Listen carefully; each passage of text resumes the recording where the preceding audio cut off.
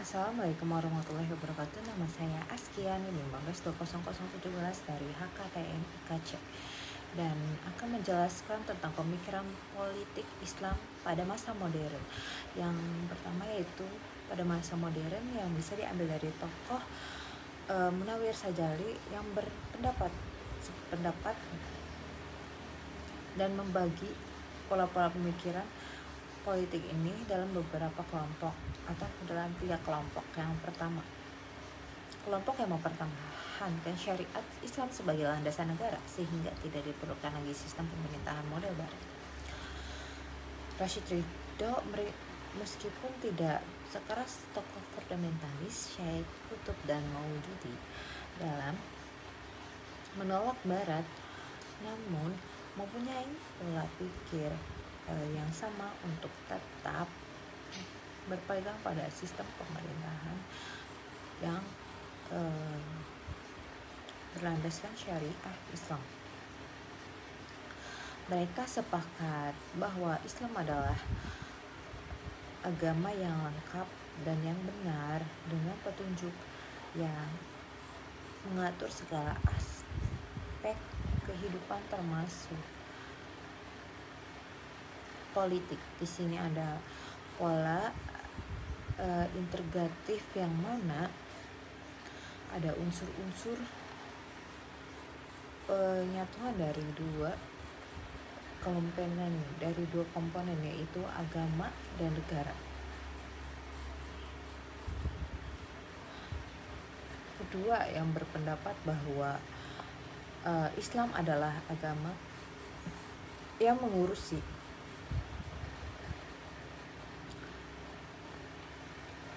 hubungan antar manusia dengan Tuhan semata. Jadi segala sesuatu yang berhubungan dan ketetanggaraan sepenuhnya menjadi hak manusia tanpa campur tangan Tuhan di dalamnya. Hal ini memunculkan pola substantif atau sekularasi di mana ada pemisahan yang jelas antara negara dan agama. Yang paling terlihat mempertahankan pendapat ini. Ketiga, tidak berpendapat bahwa Islam adalah agama yang lengkap mengatur segala aspek kehidupan, termasuk namun juga tidak sependapat bila ada permasalahan antara agama dan negara. Di agama Islam terdapat seperangkat prinsip dan tata nilai moral dan etik bagi kesejahteraan hidup manusia, termasuk kehidupan berbangsa dan negara, yang untuk pelaksanaannya umat Islam bebas memilih sistem kemanapun. Tokoh penganutnya adalah Muhammad Hussein. Meskipun dalam kerangka berpikir yang berbeda serta tidak mempunyai konsep yang politik yang utuh, tapi tetap bisa digolongkan dalam kelompok ini. Yang kedua yaitu tentang pemikiran politik Islam di Indonesia, bisa diambil dari tokoh Gus Dur. Dan yang pertama, Gus Dur menyatakan selalu ingin menjaga independensi keberagaman masyarakat. Pemikiran politik Islam dalam menghadapi negara karena ketaatan seseorang harus muncul dari kesadaran pribadi, bukan dari paksaan negara. Kedua, penolakan Gus Dur terhadap sebagian muslim masyarakat yang ingin menjadikan Islam sebagai ideologi negara merupakan konsekuensi dari pemahaman demokrasi yang ia perjuangkan, yakni menempatkan masyarakat secara egaliter di hadapan negara. Karena pengistimewaan agama tertentu dalam negara yang plural ini berarti pengingkaran nilai-nilai demokrasi. Ketiga, negara tidak boleh mengintervensi urusan-urusan agama masyarakat.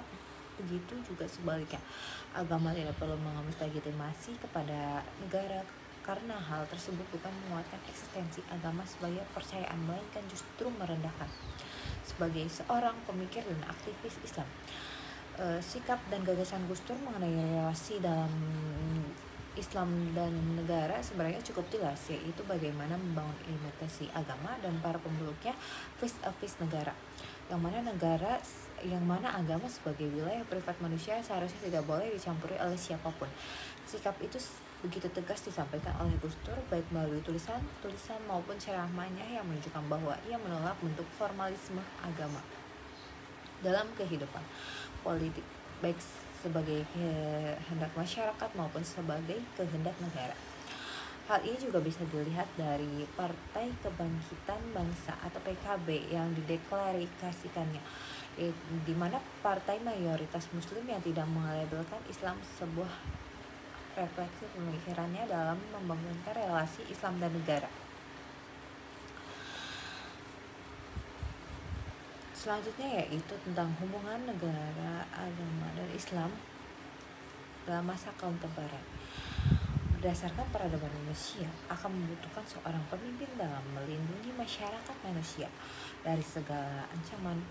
Hal ini sesuai dengan solidaritas kelompok dalam suatu negara sehingga mereka akan bekerja sama dalam mencapai tujuan bersama. Dalam kerjasama yang dilakukan atas solidaritas kelompok akan membentuk hubungan antar manusia semakin kuat dan ruang lingkup akan semakin besar, dan hal ini yang dinamakan dengan negara.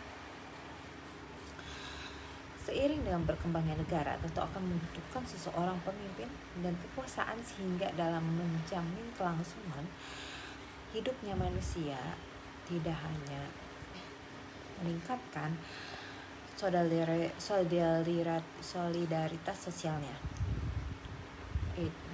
Selanjutnya itu solidaritas kelompok yang semakin besar memiliki kemungkinan untuk dapat pecah dan melakukan konflik, sehingga untuk menyelesaikan konflik ini diperlukan pemimpin yang dapat mengatur keputusan dan aturan dalam permasalahannya. Berdasarkan pernyataan tersebut menyatakan bahwa kekuatan dan kekuasaan tidak lahir dan muncul dari agama, tetapi dengan adanya agama ataupun tidak, tetap terhadap kekuasaan akan ada. Kekuasaan negara menjadi salah satu kekuasaan tertinggi dalam kehidupan manusia, sehingga kekuasaan akan mencapai tingkat tertinggi dan akan memiliki solidaritas kelompok yang kuat dalam mencapai hal tersebut. Sekian dari saya, terima kasih. Wassalamualaikum warahmatullahi wabarakatuh.